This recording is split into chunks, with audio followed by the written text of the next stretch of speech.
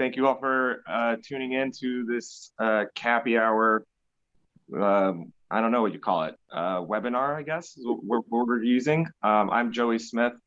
I live in New York City. I work for the Perrier Hotel, and I've been a cap since 2018. I'm joined here with Richard Beltzer in Chicago from Monteverde, and he's been a cap for quite a while as well. I'll let him introduce himself more in depth later. Sam Casuga from Temple Bar, as well as in New York. And then special guest here, Carl Nolet Jr., 11th generation owner of the Nolet Distillery, which produces Ketel One, Ketel One Botanicals, and Nolet Gin. Hey, Carl, how are you? Great, Joey. Thank you for having me. It's an honor to be at the Cocktail Apprentice program at the Tails. I see a lot of folks that are coming in. I even saw London. I see a fellow folk right there. I'm actually sitting in Utah right now. So hello, Utah. It's an honor to be here. 331 years of a family business that has only been a business because of all of you guys and all the wonderful cocktails that you make out of our inspirations that we do with our Ketel One and our Ketel One Botanical and Nolet Gin. Currently even our Ketel One Botanical spritzes in those lovely, delightful little cans. Easy and handy for on the beach and other types of programs and other things that we do. So from my family to all of you, I'm super excited to be here. Give you a little bit of a quick, brief story about my life. Some may even ask, like you guys and Sam did about the hair. I mean, what's going on right there? 2020, COVID, we all know it. I made a statement to my kids. I have a few of them, but I have 7. So they're ranging from 27 to 13. And I said, this thing is going to be over with in a few months. So Dad is going to take the opportunity to grow his hair out. And 3 years later, I'm still here having this hair. And it has nothing to do with Ketel One. It's just one of those things you say as a dad that, you make a mistake you regret many months later. So, but for us, going back to our family business and everything that we do, it's always just like all of you, quality above everything. We source our ingredients from around the world, the best that we can find, the best oranges, the best citrus, the best everything, the best rose for the Ketel One, grapefruit and rose, the best grapefruits. And so my brother and I, we travel the globe. Our dad is sometimes on our hip, joining us. He's still our boss. He is a fantastic gentleman. The 10th generation allows the 2 boys to live their dreams in this family business. But just like all of us, I mean, it's not just, peaches and roses every single day. So I started 88 at the distillery many, many years ago.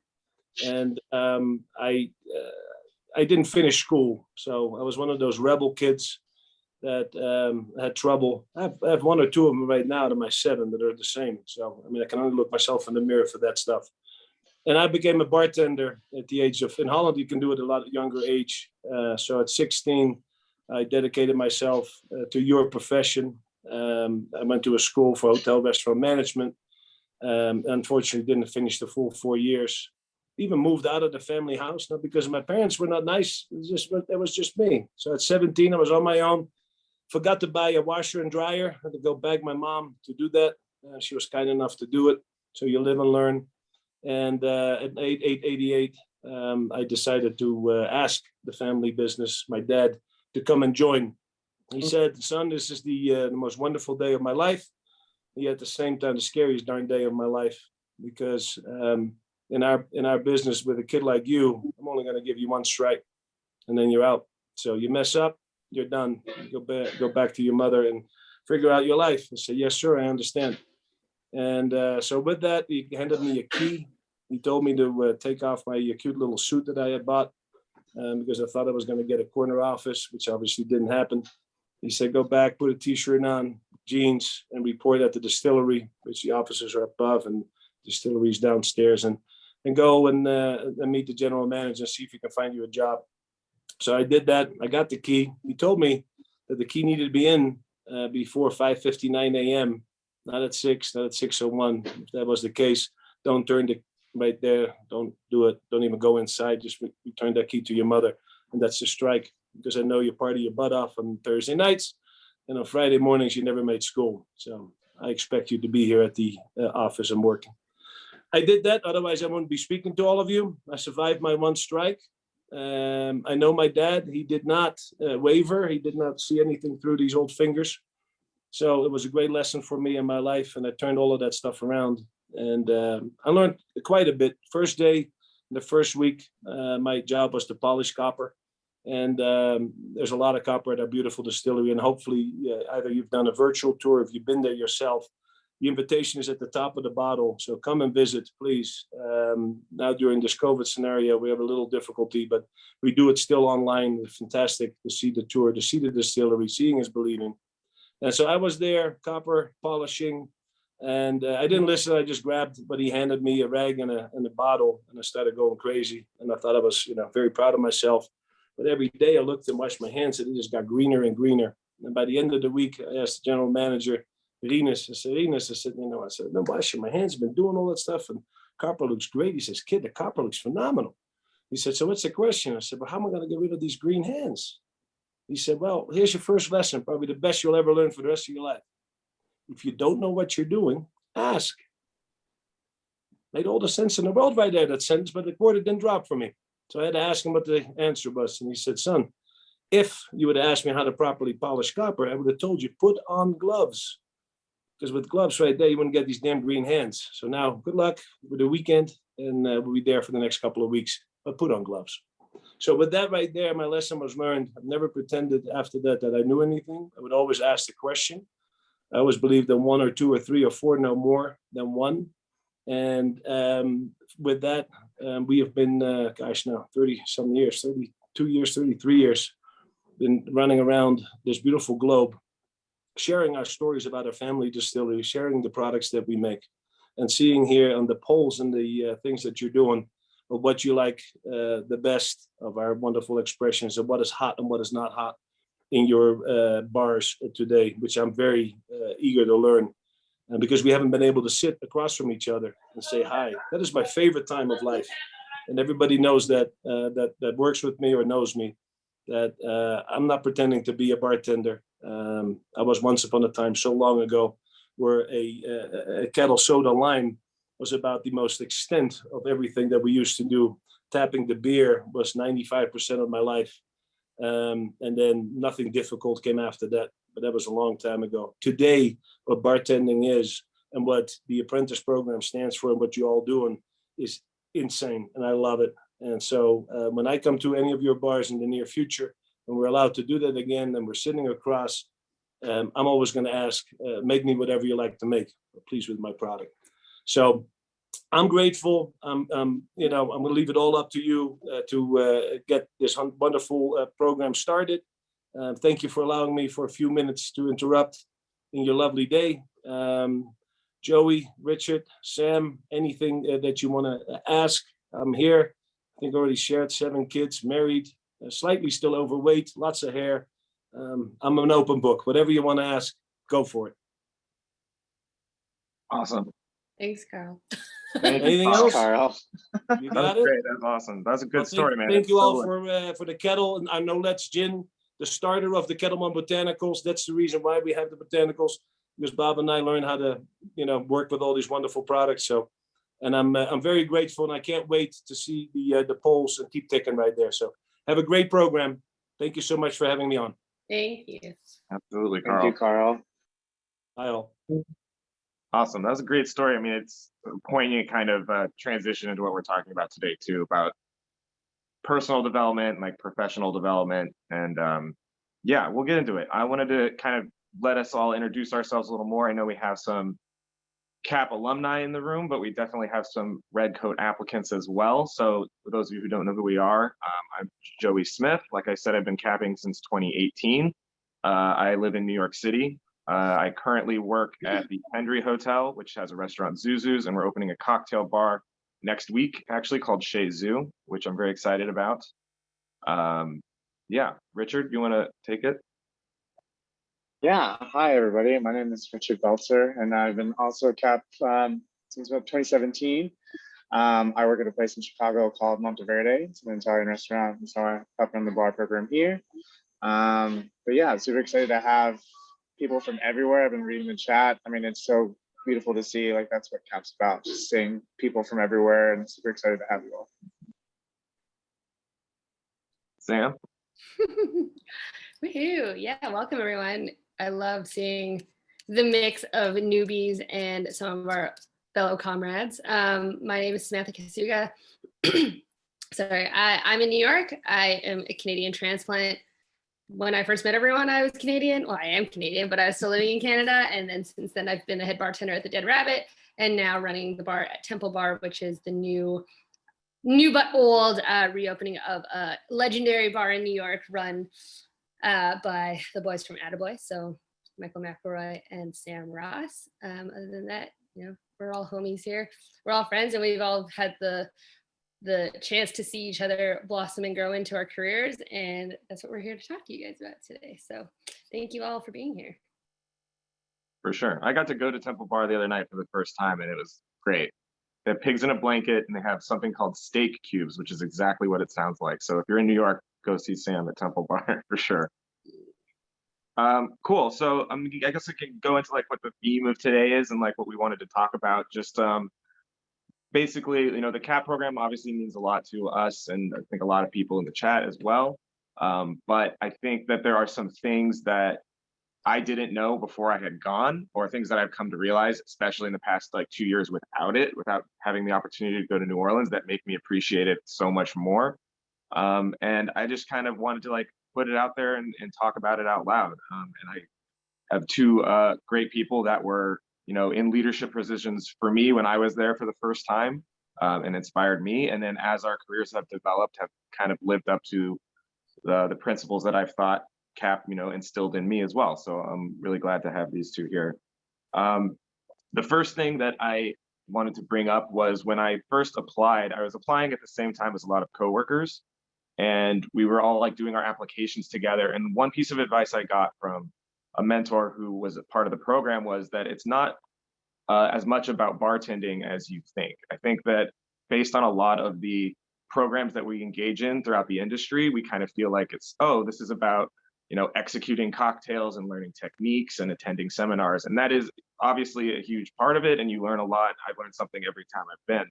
But what I didn't expect was that it's really more centered around leadership training and kind of giving you the tools to be a leader in the industry, as well as in your bars and restaurants that you work in. So I kind of wanted to, I'll throw it to Sam first this time, I guess. Since you started capping, could you talk about like how CAP developed you as a leader within your own bars, like before you were the head bartender at Dead Rabbit, which is of course legendary? Thank you. It's all right. Well, honestly, like, you mentioning the application process just brought back so many memories. And everyone, yeah, it's like, it's kind of intimidating to start your application and think about like who you're kind of up against, and I was the only person from Dead Rabbit applying, but I knew that like so many people were going to be in there, and you kind of knew the names of who was going to be, in leadership there. But that being said, it's like everyone kind of comes from their own backgrounds, their own experiences. And one of the biggest challenges of CAP is like to not only integrate yourself into it, but you're meeting so many personalities, so many different experiences that everyone has something to say, right? Everyone has their ways to do things, their own, mantras, whatever. But it's really like the most humbling experience to have to come in somewhere and not prove yourself like, oh, I'm going to come here and prove that I'm like worthy of being here. I'm like, I've got all this experience. I know what's better, whatever. It's actually like coming in and like, how do I come to like the foundation? How do I come to the same level as everyone else, and how do we work together? That is one of the biggest lessons I've ever learned, is just like how to just leave everything at the door, come in and just come in as equals, and then treat each other that way, right? That's how you gain that respect. That's how you gain like the power within you. This was at the beginning when I first redcoated. I literally had moved to New York, and I was terrified and obviously, intimidated working at a crazy bar like Dead Rabbit.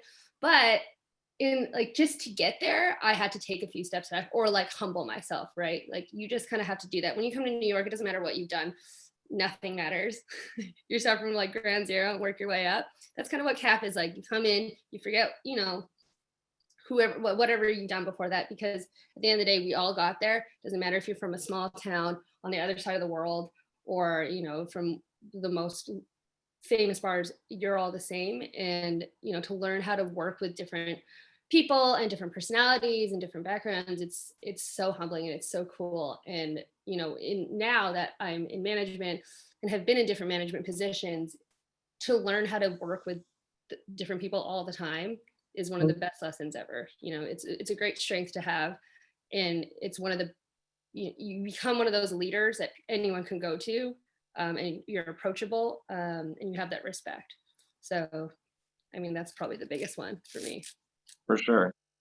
That's awesome. You kind of touched on something that I'm being in management like for the first time as well, is there's one tradition at Tails, you know, it's a week long, and you're working as a red coat, you're kind of like, you know, you have a partner and then you have a gray coat above you and then a black coat above them, and you're kind of like learning how it all works. But by the end of the week, you know, the red coats are running seminars. The red coats are directing people and telling people how to organize the trays and telling people, you know, how to do everything. And it's something I've learned in my professional life too, about, you know, give people jobs before they may even know that they're ready themselves, and watch them rise to the occasion. And I know Cap did that for me. The first year I was like super intimidated. There's a lot of big names and personalities and everyone seemed to know each other. And by the end of the week, I was able to like run a seminar and feel like, you know, fully initiated into that club. And that's absolutely huge. Richard, do you have anything to add about how Cap made you a better leader?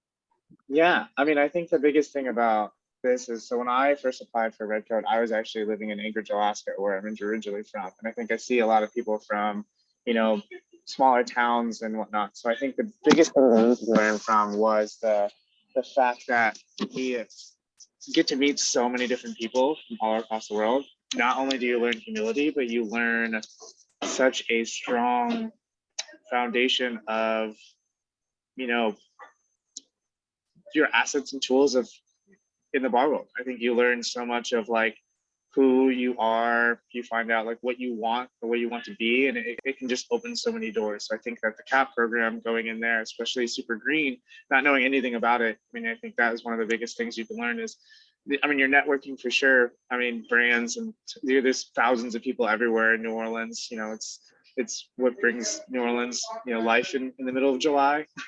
But I think what's one of the coolest things about it too is that like that week, that like hard week that you go through, you learn everything. I mean, not only learning management skills, but you learn how to organize more, how to clean better, how to be just better, you know, better bartender or better professional. And I think that is what, like, in our industry, you don't get to see a lot of utilities like that, or a lot of assets that way. It's just so many tools and things that you can do whatever you want. If you need something like a spreadsheet or how to cost a cocktail, or all the basic assets, you have it. If you want something a little more complex of how to use a spin sol, or how to, you know, how to make, you know, anything, you have it. So I think it's really cool to have that.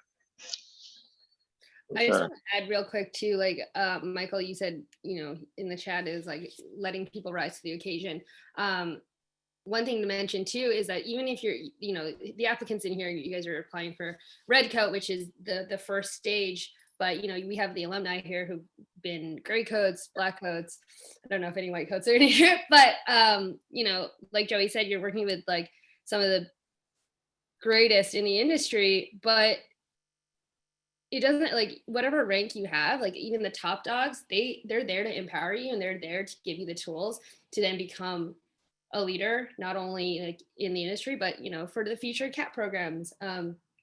Richard and I gray coded, and you know, super fun, and even for us, like, you know, we've done different conferences, we've done all these things, and I don't know if this is like a spoiler alert, but like, you know, when you got to take over as like a black coat for like that one seminar, like I cried. I just like, it doesn't matter what you've done or like who you are, you know, nothing, it just means so much when whoever you're looking for, like up to, empower you, you know, and that's what I hold dear to like management and leadership to this day. Totally. Joey, real quick, I have one question in the chat too. So the question is, do you all look at past applications when you see the same name to see how they evolve? One thing that I will say is that I was on the wait list essentially, or a sub, twice before I ended up red coding, and I don't want that to be discouraging for everyone who's applied. It is a tough application. It's not the easiest to get in, but what I will say is that, you know, you have to be as much of you in that application as possible. Don't look at like, well, how did you answer this? Like, how could I like swindle this? No, you have to be. I mean, the CAP is meant to be a tool and a platform for people to grow. And I wish we could make everyone in this chat grow and everyone be a CAP. You know, that would be the goal, right? Is to do that. But I think don't lose hope if you don't end up getting in this year, or if, you know, just try again. But I thoroughly encourage you to also just, if you can, you know, I know that a lot of people from everywhere, but to go to CAP and just kind of see it as well, because you'll get to learn so many different things. So hopefully that answers my question. For sure. Yeah, I mean, it's an amazing process of, you know, like I said before, it's not as much about bartending as you may think. And in our industry, I think a lot of us, you know, maybe you get stuck in the service well every week, every weekend for months and months, and like that can kind of drag on and on. But the personal development side of what our jobs can be, and what the CAP program can be, is like where you really find the magic of this industry. So if you've been applying over and over, I mean, keep applying and keep developing in a personal way, and kind of decide what that next step of growth is for yourself as well. And yeah, definitely keep going.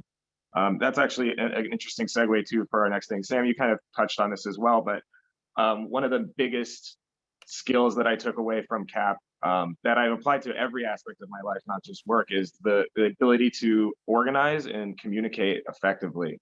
I think that, you know, again, as a bartender who was like in the service well all the time, or who was working a lot of private events and stuff, you know, you get to know the people you're working next to, and you learn that like shorthand. You know, sometimes you don't even have a conversation during service, you just know what each other needs.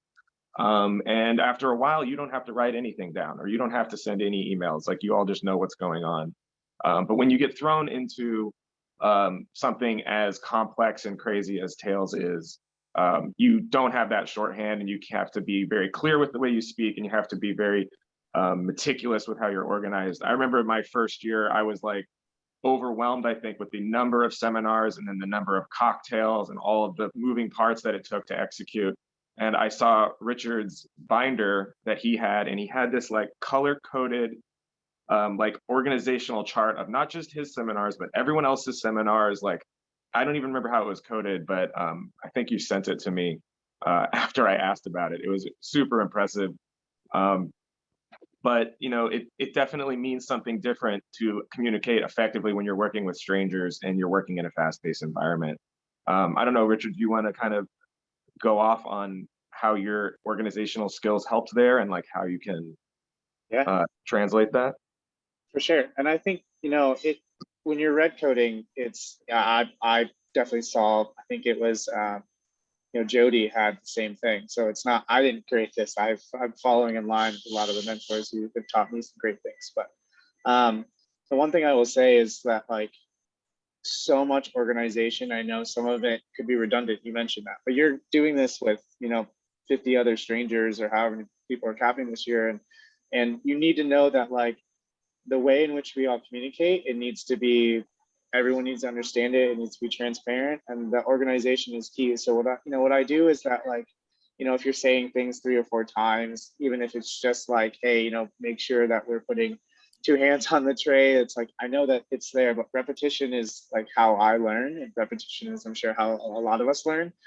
To be honest with you, I've never been a note card person. Like, I can't read a recipe on a note card and remember it. I just have to make it like 10 times, and then it's just embedded in my brain. So I think that was the goal for, you know, organizing and moving forward. And you're right, you know, this is it's funny because, you know, our team here at Monteverde, we eventually found the, like, not having the right emails, and got to a really good communication where everyone can see and just be able to, like, look beyond it. But it takes more than just it takes more than one person to be organized for it to be organized, if that makes sense. So it takes everyone to be on the same page and everyone to be organized. And to understand that is just to be as clear as possible. And I think that it's really humbling to see some people from great programs go back to ground zero and be in the shits with you. And so I think that is what also makes it why you want to do it more and why you want to stay organized, is that all these people are running amazing things, and hopefully that is a dream that you eventually want to do, or to some degree, or yeah, maybe not. But I mean, it's really cool to see that kind of stuff. So yeah.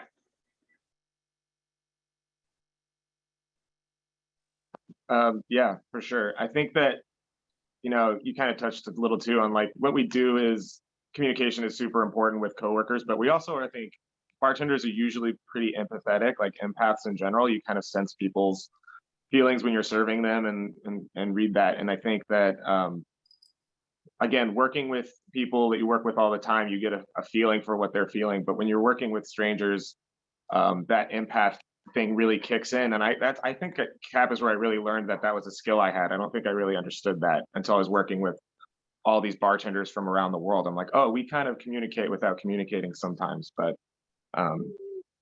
yeah, organization is super key.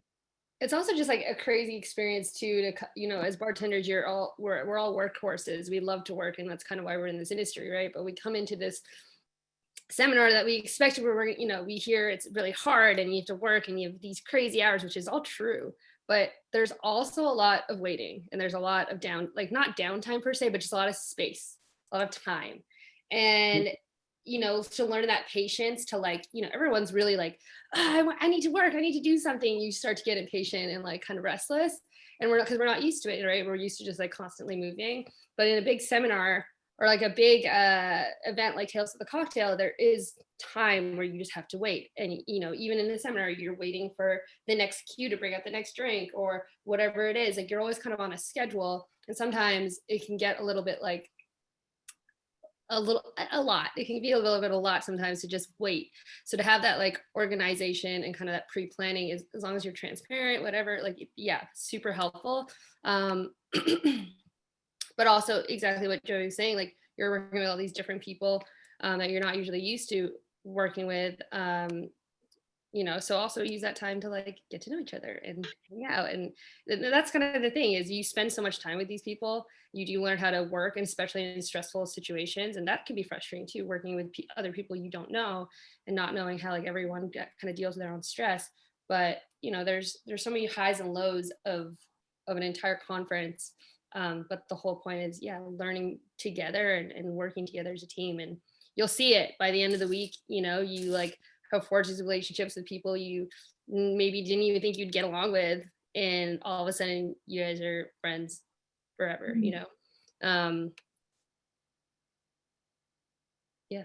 Yeah, that's great. That's actually what I wanted to talk about next, is kind of that friendship networking side of CAP too. I think that the unique space that we hold at Tails, where we're working as this well organized and well oiled machine, and we find this like mutual respect like pretty much right away. Like you said, like you may not have heard of the bar someone works at, or you may not have ever been to their town or anything like that, but it takes very little amount of time to realize that we're all on the same like tier when we're there, and we're all working to accomplish the same goal.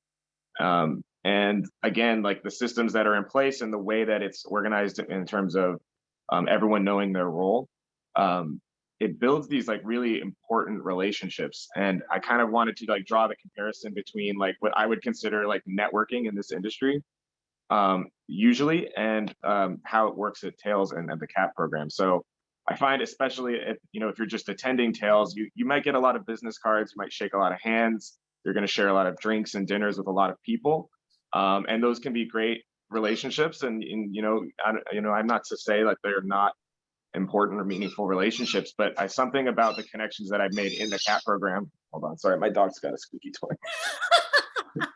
Making noises. Sorry.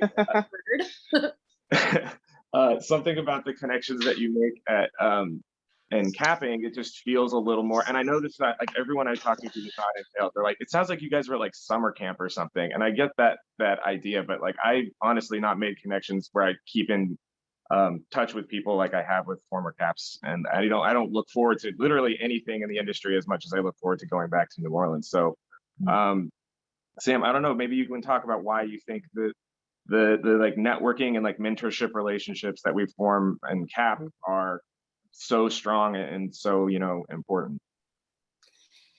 Yeah, I mean, you know, like you guys, I've done other things where you're, you know, other programs, whether it be other conferences or other sort of bar social type situations, and you know, when you experience something with other people, it's you're sort of bonded, and the amount of time you spend with each other in New Orleans is, you know, it's a lot.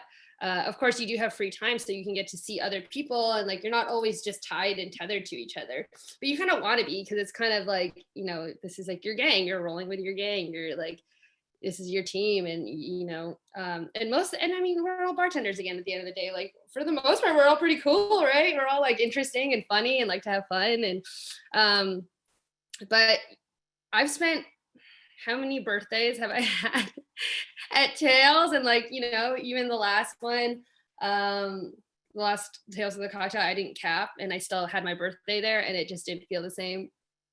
No offense to like my friends out there, but like it just, spending my birthday with the cap team was just way more special. And the year before that, you know, like we were on that big boat on Natchez, like wild birthday. It was honestly like one of the best birthdays of my entire life.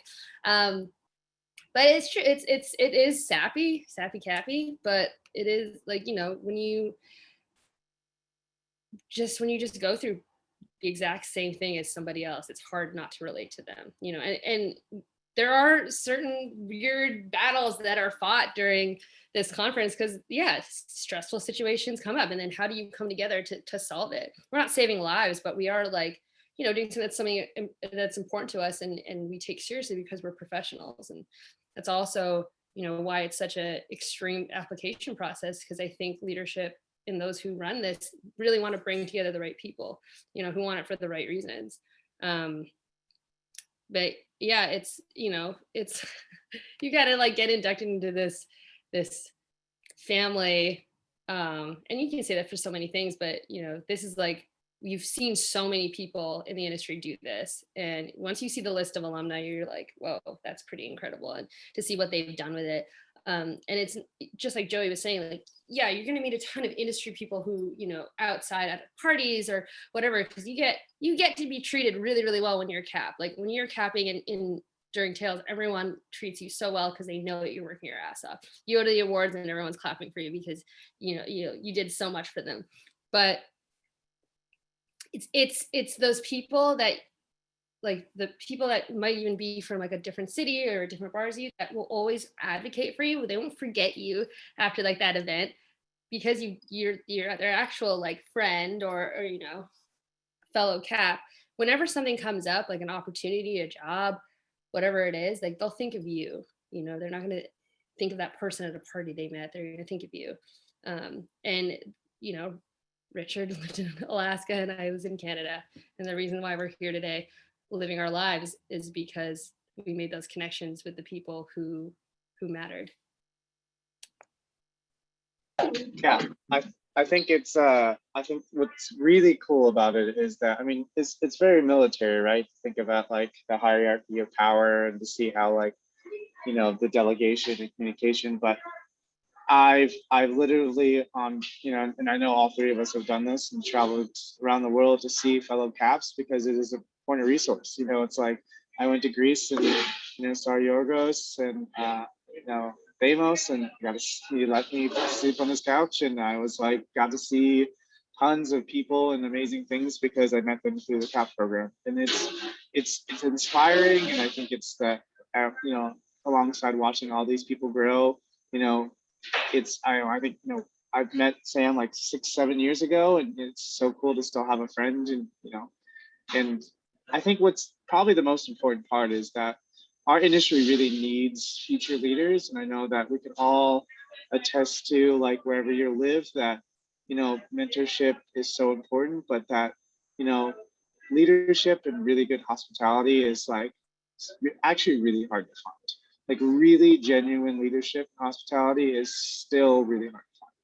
And I think that going to something like this is hopefully opens the doors for whatever you want to do moving forward. But that is what I think is probably the most important thing about the CAP, is to make you learn whatever you going in there for, whether you want to be a future leader, you want to own your own bar, you want to work for a brand, you want to meet the right people, whatever that is. But our industry is, especially, with the pandemic, that's kind of really took a big hit from it, is we need future leaders in the industry, and it takes something like this to really inspire someone to do so. So.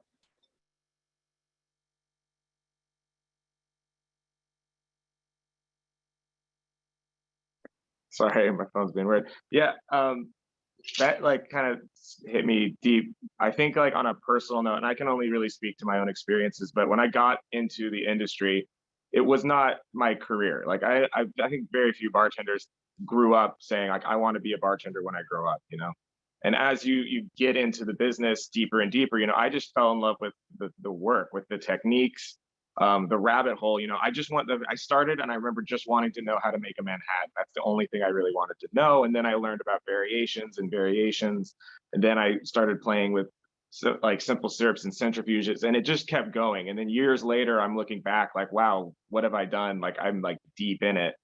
And at a certain point, people still kind of talk to you, I think, or at least have talked to me, like, so what's your real job? What else do you do? Like, what else is in your life? And I really love the leadership and kind of, I mean, it's weird to say, but like the validation that programs like this have on the choices I've made. And like Richard was saying, this industry needs leaders. It needs people to kind of pave the way and create the careers out of this industry, and show people like this is an incredibly rewarding and an incredibly it's just an incredible career. It's full of opportunity. You get to travel, you get to meet people all over the world, you get to eat and drink at the best places that humanity has to offer, and you get to go to places like New Orleans and spend a week just making connections with friends, and it's honestly a lot of fun.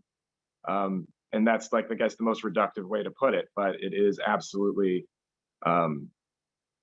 I owe a lot to Tails, and like I said, it sounds super sappy and whatever, but after I went that first year in 2018, I looked at my entire career differently, and then I was able to look at the rest of my life differently, because I felt very, very proud of what I had done and how I got to this point. So yeah, I guess that's it. If anyone has any questions, of course, please drop them in the chat. We can read all these comments. It's good to see a lot of like CAP friends in here, and a lot of people from all around the world, which is great. I don't even know what time it is in some of these countries, so thank you all for being here. That's great. I got one question in the chat. How many applicants are accepted? Do the applicants who are currently working for a bar have a better chance of being accepted versus those who don't? I mean, Tails of Cocktail definitely answered that question, but I just also at the same time want to reinforce that like you have to be as much of you in that application, and I'm again, as you could probably see, people are from everywhere. So I think that is it's kind of incredibly humble to kind of see that. And the last little note I put to kind of talk about it being sappy is that, I mean, it's the kind of people that you think of a city or you think of a country, and you immediately going to think of the people you worked alongside with, because again, it's a crash course of boot camp or military, however you want to put it. But yeah, I mean, I think that what makes this really, really, really, really special is not only how long it's been doing it. Tales of the Cocktail was one of the first conferences out there for us, but I think that it's something that it's so unique that there's nothing else like this. There's nothing else. I mean, there's conferences out there that are great by all means, but this is something special. So. I also think, it's something that you should obviously be proud about if you do it. But it's something that, kind of touching on what Joey said, like legitimizing this career, it also just is something to add to your whole repertoire, to your resume, to, your toolbox is, hey, did this apprentice program with Tales of the Cocktail. And more often than not, obviously, if you're really in the industry, you know what Tales of the Cocktail is. You know it's a huge deal. So, you know, to know that you've worked the actual conference, it says a lot about you. And it's even, you know, I put that on my resume because I don't have a college degree. So I'd rather put that on to show that I'm, you know, that I actually am legit and I do this professionally. But yeah, you know, like, even good luck to all you guys applying. And honestly, don't be too sad if you don't get in this year, because there's going to be so many more opportunities. And you know, just listen to what Richard said. Just be yourself in the next application if you're going to do it again. And I wrote, you know, I got in, I think, because I wrote a love story about my first time walking into Dead Rabbit. Literally, I wrote a love story, and it was very like funny and weird and kooky. And I think that's kind of like what helped me show my personality. So again, good luck to everyone. If you don't make it in, that's okay. Try again next year, but also come find us this year at Tales and we'll go have a drink. For sure. I personally can't wait. I'm like beside myself. When I saw that we were doing these webinars, I emailed Alex right away because I really wanted to just talk to some caps about capping again. I bought a new pair of shoes for Tales of the Cocktail 2020, and I was ready to wear them, and then I still haven't worn them because I'm just waiting. So I hope to see everybody in New Orleans. It's going to be awesome. I want to thank Carl Nolet for that awesome talk at the top of the hour. You know, it's a different story than what we had to talk about, but it's again about, you know, personal development and like learning how to learn and learning how to lead. And that's, again, for the whole industry. It's not just for, you know, one restaurant. We all need these type of people. So I hope that's the people that are here. Awesome. Thank you all for coming. Alex, you got anything for us? Oh wow, just shout me out there. No, I think we're good. Okay. Thanks, everyone. Awesome. Thank you all so much. Thank you guys. Yeah, hit us up if you have any more questions on Yeah, the for sure. Instagram or my MySpace still exists, just so you know. Cool. All right, cheers, you all.